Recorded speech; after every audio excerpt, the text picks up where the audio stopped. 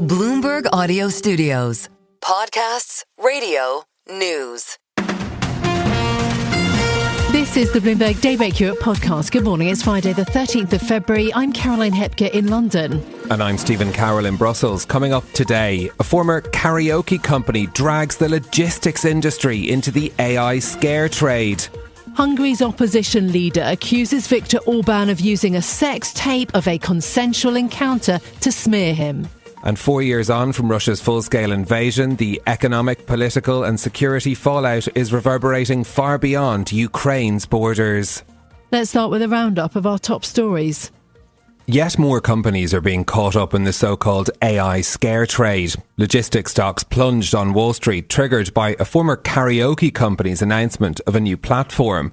Algorithm is only worth a tiny fraction of the value that was erased from a constellation of larger companies, with the Russell 3000 trucking index tumbling by 6.6%. The sharp move lower follows weeks of mounting anxiety over AI's impact across multiple sectors, with concerns now showing signs of morphing into a broader reassessment of risk. Asian stocks followed US indexes lower, while traditional safe haven assets including gold, copper and silver also declined sharply. Motley Fool Asset Management's Shelby McFadden says this marks the next stage of the AI cycle and that it is unfolding faster than she expected. Now we're starting to even think about labor implications, which I myself didn't think the market would start to consider for maybe another couple of months. So it seems that now maybe some investors are doing a little bit of a spiral where it's how many things does this touch? Is this a sort of splatter where we need to look all around the room and find all of the different places that there is this sort of AI residue? Seems to me that that's the market's conclusion right now. McFadden added that she sees logistics and consultancies as among the more inefficient sectors at risk. The latest market ructions come as Anthropic announced it has completed a $30 billion funding round at a $380 billion valuation. The firm's technology, including coding agents and tools that automate enterprise work tasks, has been at the heart of recent sell-offs that have shaken global markets. US President Donald Trump is reportedly looking to scale back tariffs on steel and aluminium goods. The Financial Times says the White House is looking at introducing more targeted measures as a way to combat the cost of living. Bloomberg's James Woolcock has more. Republicans are growing anxious. Earlier this week, the House of Representatives passed a bill directly targeting the president's tariffs on Canadian imports. It's this growing nervousness about the cost of living and upcoming midterms that are the background to the FT's story. The paper cites 3 unnamed sources saying White House trade officials were worried tariffs were hurting consumers by hitting the prices of food and drinks cans. Countries including the UK, Mexico and Canada, as well as EU members, could stand to benefit from any easing. In London, James Woolcock, Bloomberg Radio.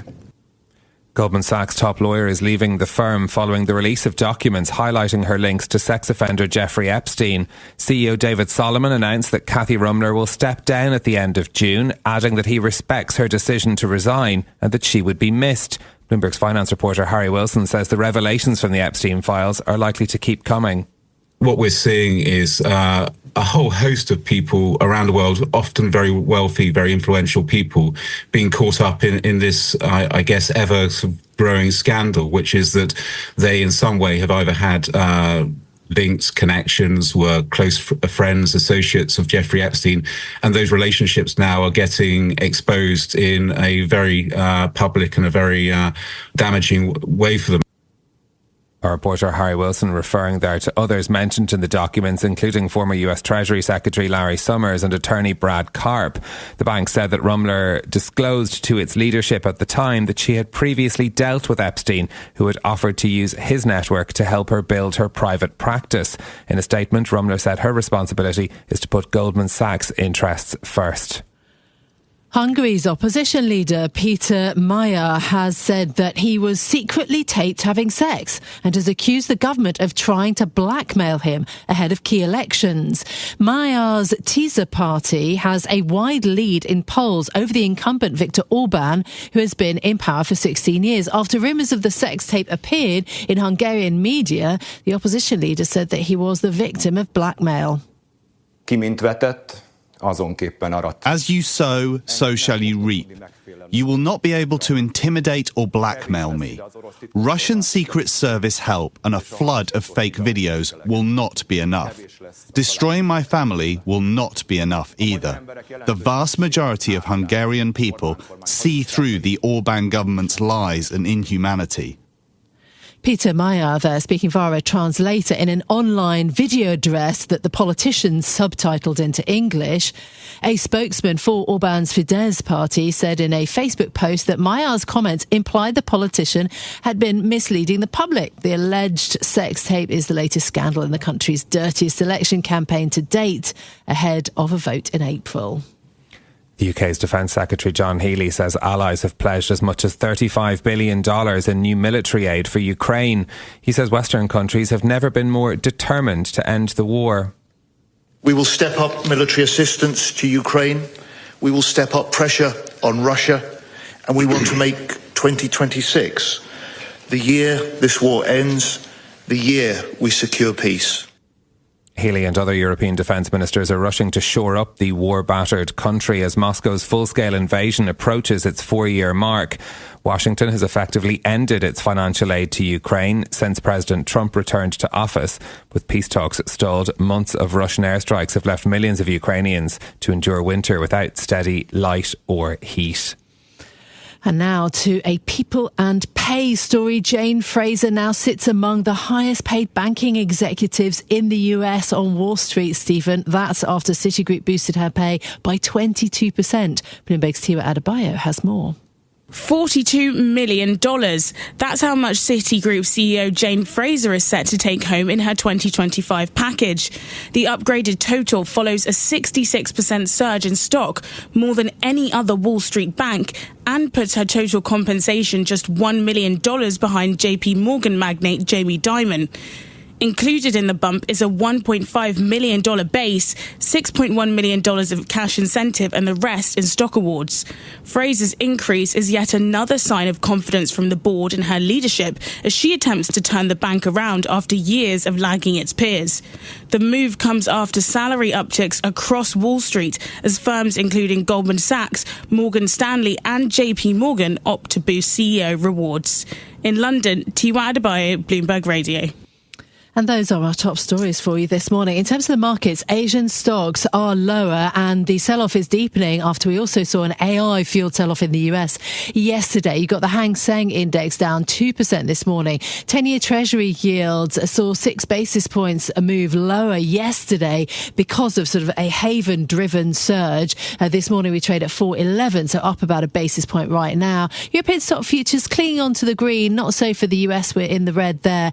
And gold and Bitcoin this morning are both nudging higher. Gold's up 7/10, Stephen. In a moment, we'll bring you more on the winners and losers in the latest AI disruption sell-off, plus how 4 years of war in Ukraine has changed Europe. But another story that we've been reading this morning, humans coming to the rescue of technology, flipping the narrative on its head that perhaps we've talked about more recently. This is the self-driving car startup Waymo finding a solution to one of tech's newest problems. What happens if someone leaves the door of a robo-taxi open, preventing it from leaving? Right. Waymo has a solution. Get a nearby delivery driver to close the door. A driver in Atlanta recently received a DoorDash offer paying $11.25 to close an open Waymo vehicle door. They posted about it on Reddit.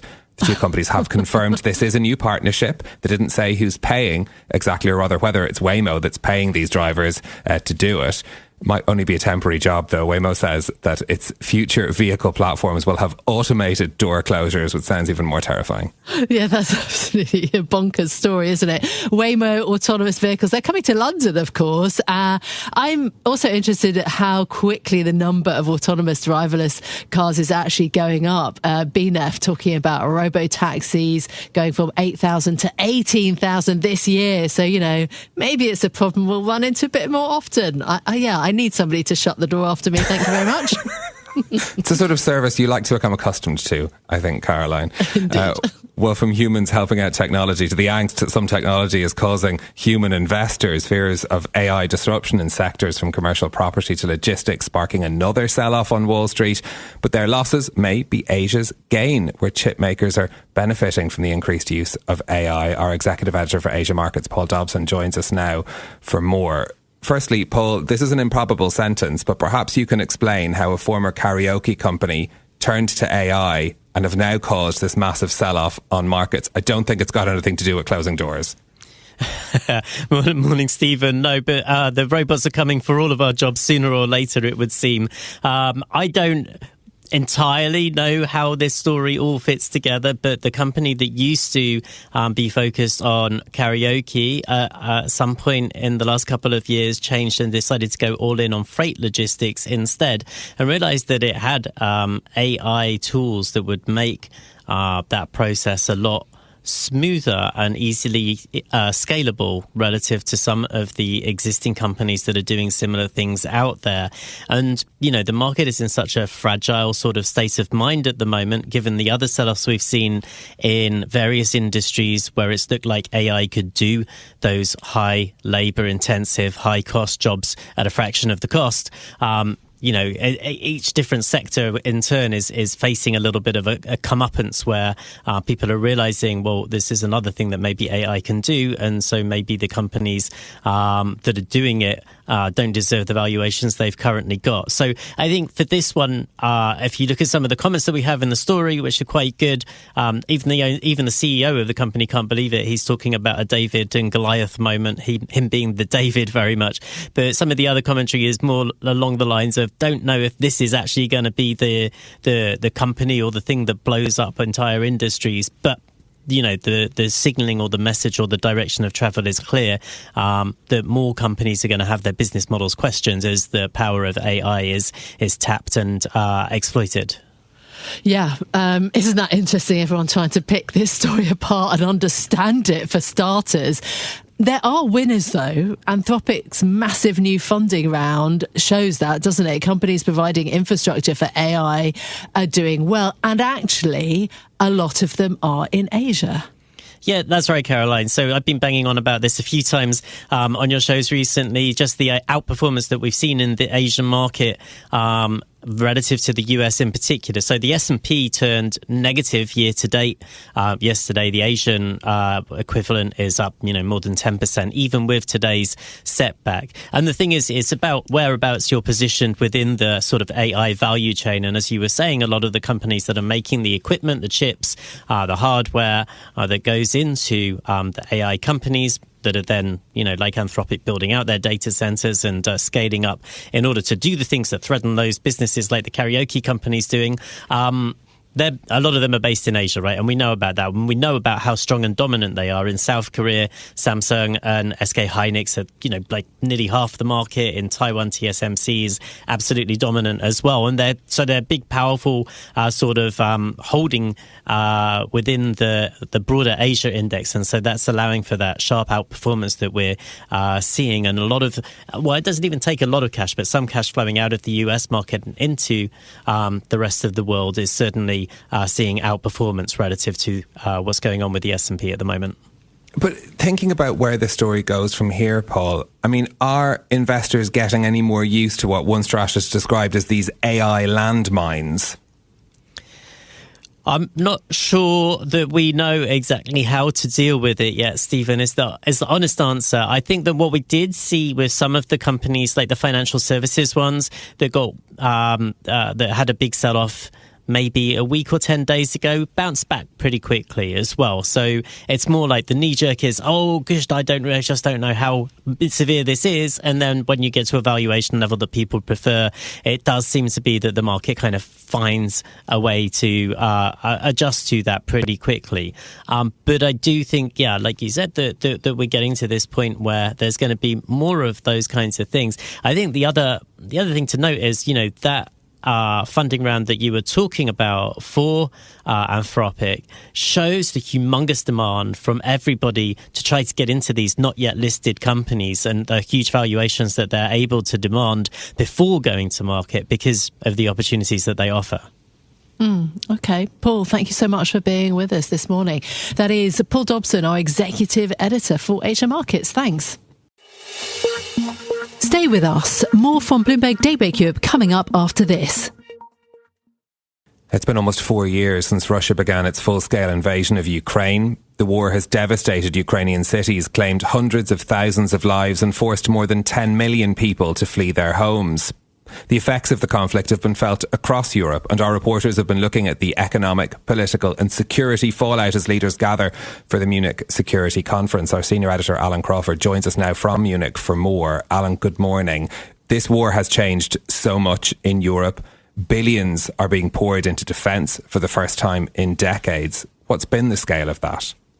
Morning, Stephen. I mean, we tend to think in terms of that Europe's not doing enough and individual countries are not pitching up in terms of help for Ukraine or even spending enough. But it's worth looking at how far we have actually come. That remember, before the full-scale invasion, 4 years back, 2022, then many countries in Europe were spending way below the 2% threshold of GDP on defence. And now, after pressure from Donald Trump, they're committed to spending 5%. And I mean, I remember, for example, one of the stars in Germany of the defence industry, Rheinmetall, that they used to essentially keep their head down and try not to publicise themselves because the armaments were unpopular. I remember even when I first looked at them, then they were promoting things like the fact that they had bees on the roof and they were selling their own honey. And now, of course, they're one of the stars. The stock is up like 1,600% since then. It's worth saying Ukraine is producing vast amounts of its own weaponry. And of course, the nature of warfare has been completely revolutionized with these kill zones at the front with drones. I myself witnessed in Kiev these remotely operated tracked vehicles which now service troops at the front. So, I mean, it's everything has been turned on its head. I remember last year also speaking to a defence industry company, as you say, Alan, concerned about getting access to talent, to feed that pipeline. So it is dramatic, the change. But also, when we're thinking very big picture, Europe's energy mix has also radically changed. And that's because Russian supplies are being phased out. So there are also huge consequences from that, surely. Absolutely. And this is, again, an area where industry is crying out for help because of the rise in the price of energy, that Europe's now taking lots of LNG from the US, for example. But again, I think we should at times stop and look back and realised that Europe was actually facing a real energy crisis when they took this difficult decision to cut off supplies. You can debate how we got there, but nevertheless, they cut off supplies of fossil fuels largely, and countries like Germany, Europe's biggest economy, of course, cut off gas supplies entirely. And we used this example of this one company, SKW Piesteritz, which is in the former east of Germany on the River Elbe. And they were profitable and suffered 3 years in the red. And now, the chief executive is still saying that it's a matter of the survival for the entire chemical industry in Europe. There are also broader questions being asked about European security, of course, highlighted where you are in that highly critical speech by the US Vice President J.D. Vance at the Munich Security Conference last year. A new EU survey out this morning shows that more than 2/3 of Europeans believe that their country is under threat. How has the political conversation around European security changed during this war? It's hard to underestimate the change. It's massive. You've got leaders like Friedrich Merz, the Chancellor of Germany, who is from West Germany, grew up under the US security umbrella, and he's now questioning the future of transatlantic relations. I think that will be a theme from later today, incidentally, in his speech opening the conference. But of course, we just had this Greenland saga where Donald Trump was claiming that the US should control Greenland, which is sovereign Danish territory. We had the national security strategy from the US just before Christmas there, which it was being very clear and open about the administration's desire to promote right-wing anti-immigration, anti-EU, anti-climate action forces in Europe against the established governments. We had tariffs, of course, globally. But it's worth saying it's not just about the US, that because of China's support for Vladimir Putin, or at least refusal to join in the sanctions against Russia, then you've seen Europe at once being sceptical and wary of China relations, on the other hand being thrown into bed with Beijing. I mean, we had Keir Starmer there, we had Macron there, Carney from Canada, Sanchez, I believe, of Spain is going imminently, and it's a very difficult balancing act that Europe is suddenly finding itself in. This is Bloomberg Daybreak Europe, your morning brief on the stories making news from London to Wall Street and beyond. Look for us on your podcast feed every morning on Apple, Spotify and anywhere else you get your podcasts. You can also listen live each morning on London DAB Radio, the Bloomberg Business app and Bloomberg.com. Our flagship New York station is also available on your Amazon Alexa devices. Just say, Alexa, play Bloomberg 1130. I'm Caroline Hepker. And I'm Stephen Carroll. Join us again tomorrow morning for all the news you need to start your day, right here on Bloomberg Daybreak Europe.